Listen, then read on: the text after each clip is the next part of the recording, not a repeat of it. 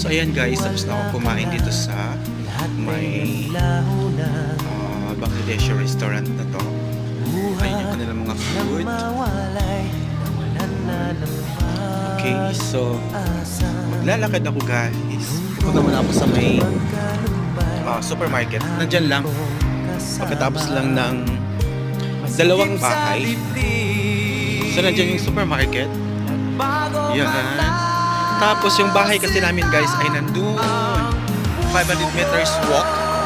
So maglalakad ako, and it's a good thing na after eating ay mag-exercise or maglalakad-lakad para mas mabilis yung digestion at saka mag-circulate yung ating dugo, magpapump yung ating heart. So punta muna ako dyan sa supermarket guys, bibili ako ng bigas